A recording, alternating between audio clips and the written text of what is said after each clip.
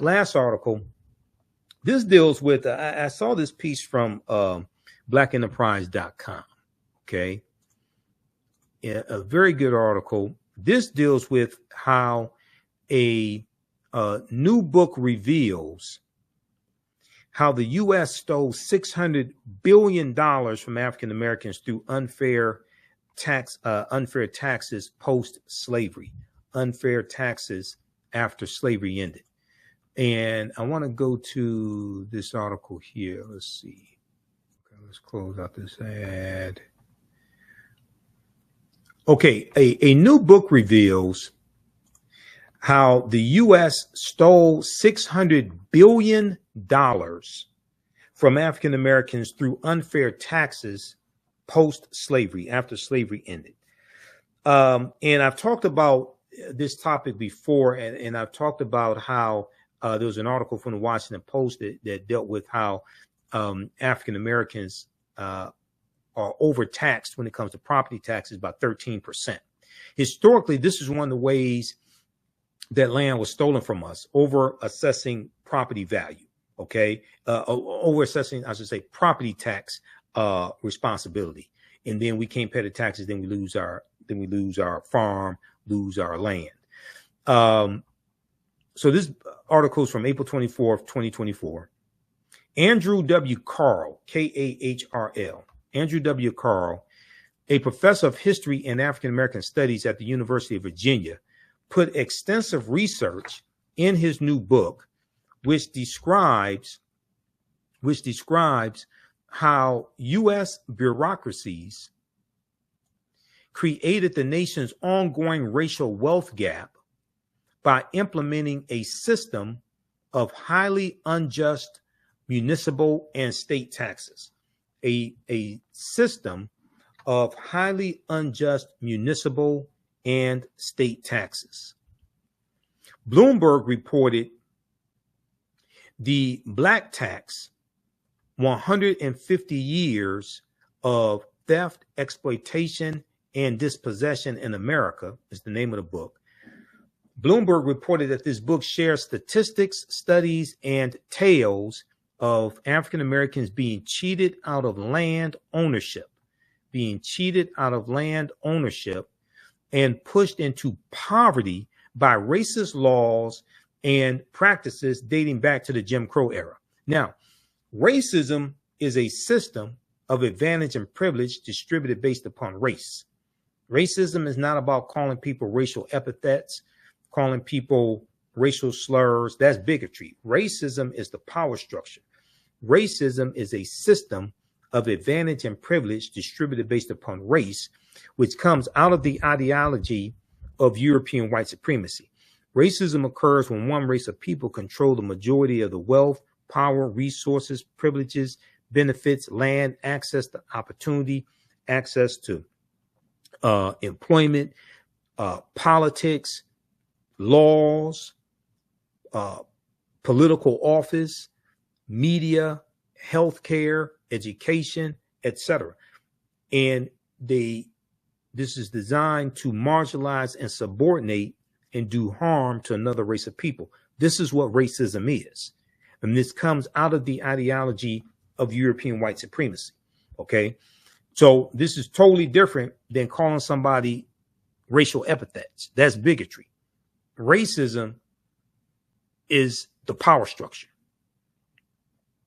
Quote, this history sheds new light on the forces generating economic inequality in America. The forces generating economic inequality in America and the racial character of those inequalities. Professor of History and African American Studies, Andrew H. Carl said. The book pairs personal stories with rich details about municipalities nationwide that used complex tax collection to fund distribution to white land and property owners.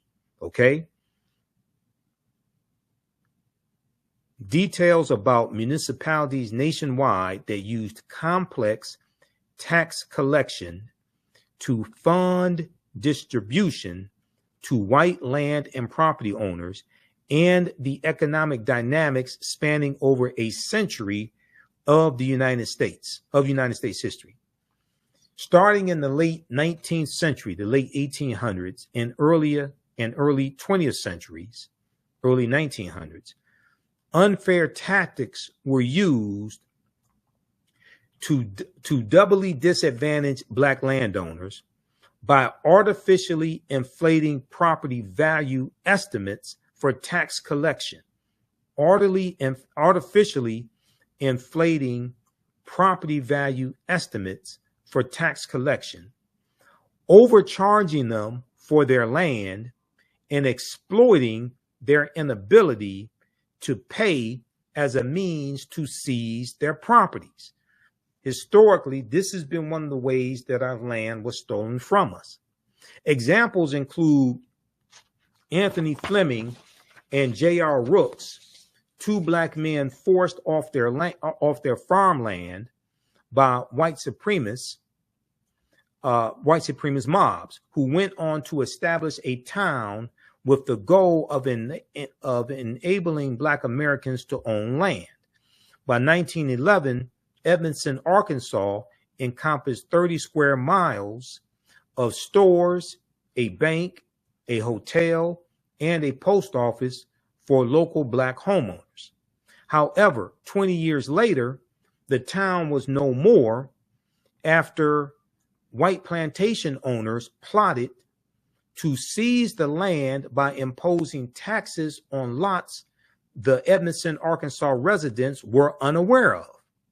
Once the residents failed to pay the taxes they had no clue about, the plantation owners seized the land.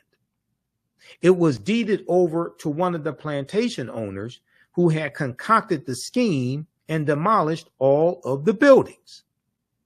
In 1920, Hillary Thomas Stewart, Hillery, Hillary Thomas Stewart Sr., lost 24 acres of land in a tax sale, quote, under dubious circumstances, after the great-great-grandfather of George Floyd failed to pay $18.83 in taxes. George Floyd, who was killed May 25th, 2020 in Minneapolis, Minnesota.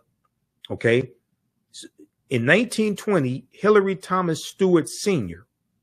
lost 24 acres of land in a tax sale under dubious circumstances after the great-great-grandfather of George Floyd failed to pay $18.83 in taxes. Losing the land forced the Stewart family into poverty. When looking at the 11 million acres of land taken from African Americans, it equates to $326 billion in today's dollars. Not to forget the millions in taxes African Americans have overpaid for a century. The millions of dollars that African Americans have overpaid over a century. From 1870 to 2020, African Americans were overtaxed by more than $27.5 billion in 2023 dollars. Professor Andrew Carl doesn't just focus on the grim findings, but he does share possible solutions to making up for the century of financial oppression against the African American community. He suggests the establishment of a federal fiscal equity program that mirrors Canada's approach, where funds are allocated to local governments based on their needs. He also suggests introducing a universal home tax exemption for numerous Americans, especially lower income homeowners or those residing in historically neglected areas. Another option would be to impose taxes on the wealthiest individuals in the U.S. Professor Carl says this is the past that we live with today. This is the past that we live with today. but it does not have to be our future. The name of the book, once again, is called The Black Tax: 150 Years of Theft, Exploitation, and Dispossession in America. The book was released on Wednesday. That would be Wednesday, April 24th, 2024, and retails for $35 through the University of Chicago Press. So be sure to purchase this book. I'm going to get a copy as well. Purchase this book. Read this article from blackenterprise.com. New book reveals how the U.S. stole $600 billion from Black Americans through unfair taxes post-slavery. Now, we've talked about this tax scheme before here on the African History Network show. And there's an article from the Washington Post that deals with how historically African Americans have been overtaxed when it comes to property taxes. This piece right here from WashingtonPost.com: Black families pay significantly higher property taxes than white families, new analysis shows. Black families pay significantly higher property taxes than white families, new analysis shows. Unfair property assessments led to widespread overtaxation of Black Americans' homes. Now, we saw the same thing here in Detroit, okay, where homes in Detroit were overassessed by $600 million in property taxes, and many African Americans lost their homes. This piece right here is from July 2nd, 2020 by Andrew Von Dam, okay, for the Washington Post. And in this article, it says, state by state, neighborhood by neighborhood, Black families pay 13% more in property taxes each year than a white family would in the same situation. A massive new data analysis shows. Black-owned homes are consistently assessed at higher values relative to their actual sale price than white homes, according to a new working paper by economist Troop Howard of the University of Utah and Carlos Avenancio Leon of Indiana University. African Americans have long said they bear a disproportionate burden for taxes that support local police, schools, and parks, but nationwide measures of this type of systemic racism are hard to come by.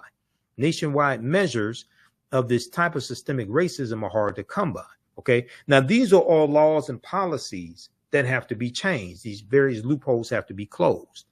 To expose the structural and historical factors behind these discriminatory property tax assessments, the economists analyzed more than a decade of tax assessments and sales data for 118 million homes throughout the country. Okay. To expose the structural and historical factors behind these discriminatory property tax assessments, the economists analyzed more than a decade of tax assessment and sales data for 118 million homes throughout the country. In almost every state, property tax assessments were higher in areas with more African American and Hispanic residents. In city after city, the authors show it is not just differences in the buildings or land, but also the racial composition of the neighborhood that matters. The gap between white families and minority households remains large. The gap is 10%. When you combine data for Hispanic and Black households, the authors excluded California because Proposition 13, passed in 1978, drastically changed how property is valued there. Okay. All right. So read the rest of this article here from the Washington Post. Black families pay significantly higher property taxes than white families, new analysis shows. And when we look at the California Reparations Task Force, when we look at their report, and we look at the 12 harms that they laid out, and I talked about this in my presentation that I did for the Detroit Reparations Task Force, the presentation I delivered March 2nd, 2024. And you can watch that lecture. It's on our social media platforms. It's on my Facebook page, The African History Network, and my YouTube channel, Michael Imhotep. And then we air it periodically. The Detroit Reparations Task Force laid out, the California Reparations Task Force, in their 1,000-page report, they laid out 12 harms, okay? And they deal with the history that happened in California, the history that happened to African Americans in the United States, and they show how these 12 harms happened in the U.S., but also happened in the state of California. Then they lay out 115 policy recommendations to repair the damage. 12 harms detailed in the California Reparations Report that happened nationally and in California. Number one, enslavement. Now, we know in California, they've identified somewhere between 1,500 to 4,000 slaves, because California came into the Union as a free state in 1850. Okay, so the California does not have a deep history of slavery, but it does have a deep history of racism, housing discrimination, voter suppression, etc. So number one, enslavement. Number two, racial terror. Number three, political disenfranchisement. Number four, housing segregation. Number five, separate and unequal education. Number six, racism in environment and infrastructure.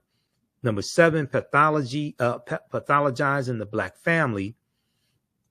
Number eight, control over creative, cultural, and intellectual life. That deals with theft of royalties when it comes to music and different things like this, and how our artists were ripped off of their royalties. Control over creative, cultural, and intellectual life. Number nine, stolen labor and hindered opportunity.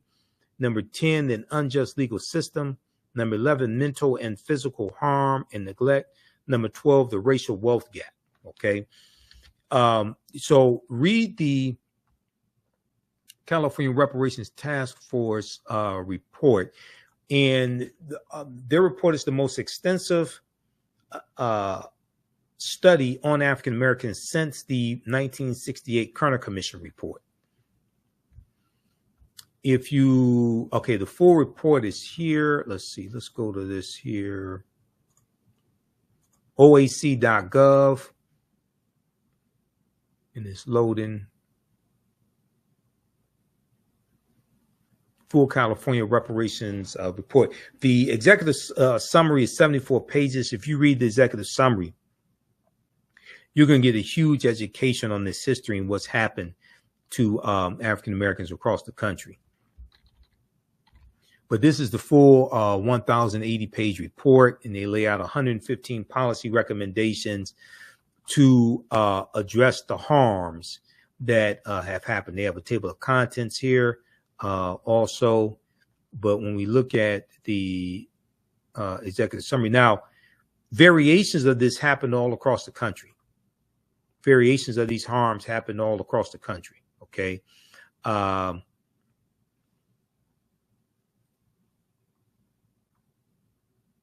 So you can take these 115 policy recommendations. What needs to happen is really we need to shift the focus from talking about slavery in 400 years, shift the focus talking about that to present day structural inequities, and deal with the laws and policies put in place that created those structural inequities. And then trace that back to legacy of slavery if it dates back to that, but definitely it'll probably go back to the Jim Crow era, et cetera, early 1900s. And take these 115 policy recommendations and create versions of this at the federal, state, and local levels to start repairing the damage that's happened to us. Okay. So we're going to have to, that is something that is much more doable and you can actually get put in place than thinking that you're going to get $27 trillion or 14 trillion, or that's not going to happen. And I told you, based upon Title VI of the 1964 Civil Rights Act, non-discrimination federally assisted programs, race-based policies are illegal at the federal level also. And very few people know that or actually want to acknowledge that. Okay, so this is why now in California, you have a similar law. So this is why in California, any type of reparations that are going to be distributed is going to be based upon lineage, because race-based policies in the state of California are illegal also. And they want to make sure, the California Reparations Task Force, they want to make sure that any laws that get passed, anything that gets put in place, they want to make sure it doesn't get struck down in court, because they know there are going to be legal challenges. If we look at this slide here, California's unprecedented reparations report details 150 years of anti-Black harm, 150 years of anti-Black harm. The report finds that the damage to Black communities is extensive, in that a variety of intentionally crafted policy, judicial decisions, and racism by private actors has created a widespread exclusion of African Americans that has not been sufficiently addressed at any level of government. Quote, almost 150 years of active, conscious federal, state, and local government action and neglect of duty have resulted in compounded harms that are unique to African Americans, the authors wrote in a draft reviewed by NBC News prior to its release. Okay, read this article from NBCnews.com, June 1st, 2022. This is when the preliminary, the 500-page preliminary report came out. Okay, so read that article there. California's unprecedented reparations report details 150 years of anti-Black harm. Okay, so hopefully you learned a lot on today's show. If you like this type of information, you can support the African History Network, $ the AHN Show through Cash App, $ the AHN Show through Cash App, also through PayPal, paypal.me/the AHN Show. Visit our website, AfricanHistoryNetwork.com. We have the information there. Real quick, Michael, you had an announcement real quick. Go. Yeah, join me Sunday, June 30th, 2024 for my new 10-week online course, Black Resistance Movements from the Haitian Revolution, U.S. Civil War, Civil Rights Movement, Black Power Movement, 1800 to 1968. Most importantly, we look at how we fought back against white supremacy and racism, the various ways we did that. Visit my website, AfricanHistoryNetwork.com, AfricanHistoryNetwork.com. Register today, watch the class live or on demand. We'll see you in class. Thanks, all right, Roland. Thanks a bunch. And again, folks, we'll see y'all tomorrow from the Poor People's Mass Assembly here in the nation's capital. Join me Sunday, June 30th, 2024, 4 p.m. Eastern Standard Time for my new 10-week online history course, Black Resistance Movements from the Haitian Revolution, U.S. Civil War, Civil Rights Movement, and Black Power Movement, 1800 to 1968. Visit my website, AfricanHistoryNetwork.com, AfricanHistoryNetwork.com. I'm historian and national political commentator Michael Imhotep. You see me on the African History Network show and Roland Martin Unfiltered, as well as a Reba Martin show on KBLA 1580 AM. This class looks at history chronologically from 1800 through 1968 to 1971. And we look at what leads up to the Civil War taking place. We look at the Reconstruction Era, 1865, 1877, the Jim Crow Era, World War I, World War II, Great Migration, Civil Rights Movement, Black Power Movement, and to get a better understanding of the different ways African Americans fought back against white supremacy and racism, how we fought back through armed resistance, how we fought back through economic empowerment and business ownership and the cooperative economics movement, how we fought back when it came to the labor movement and in the courts and legal strategies, court cases, etc. Visit my website, AfricanHistoryNetwork.com. You can watch this class live or on demand. Your understanding of history is based upon your understanding of politics. Visit our website, AfricanHistoryNetwork.com, AfricanHistoryNetwork.com. Scroll down. We have my new Juneteenth lecture there. It's a 3-hour lecture. If you register for this class, you're going to get the Juneteenth lecture in digital download format. Okay. But you can order it in DVD or digital download format. You can register for the first class I teach, Ancient Kemet, the Moors, and the Ma'afa, Understand the Transatlantic Slave Trade, what they didn't teach you in school. Now, we do the sessions live. All the sessions are archived and recorded.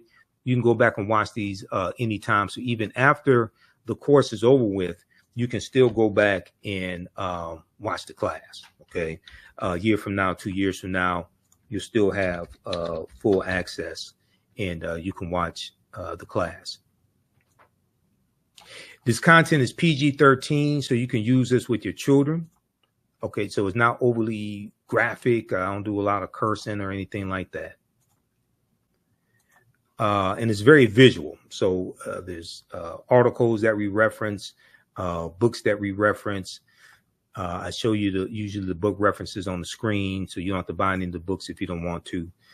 But register here. We're going to do a class introduction right now. I teach this at my online school, so you can register for this course. Click right here, register for full course at AfricanHistoryNetwork.com. We just posted a link here in the thread of the broadcast. You can also support the African History Network, $ the AHN show through Cash App and through PayPal, paypal.me/the AHN show. That helps us keep doing the research, stay on the air, keep broadcasting, pay some of the bills. This is our official Cash App account, $ the AHN show, SHOW. When you go to it, it'll say Michael. There's some like 5 or 6 fake African History Network Cash App accounts out there that I have identified, like these right here. Oh, and you can click on a Cash App link right here. Here's our QR code. Okay. And then here's our link for PayPal as well. This helps us keep doing the research, stay on the air, keep broadcasting, pay some of the bills, finance our Sunday night show, the African History Network show. I usually do that Sundays, 9 p.m. to 11 p.m. Eastern Standard Time on our social media platforms as well. All right, we have to get out of here. Hopefully you learned a lot today. You can email me through the website if you have any questions, AfricanHistoryNetwork.com. We'll see you in class. Remember, right now is correct wrong behavior. What you do for yourself, what you do to yourself, and what you allow other people to do to you and get away with is based upon what you think about yourself. What you think about yourself is based upon what you have been taught about yourself. What you've been taught about yourself is based upon everything you've read, heard, and seen about yourself. So when you control the radius of a man or woman's thoughts, you can control the circumference of his or her actions, because the mind can't do or teach what it doesn't know. And your understanding of politics is directly related to your understanding of history. Okay, so we'll see you in class. Listen to the African History Network show. And Wakanda, right now is correct wrong behavior. It's not over till we win. Wakanda forever.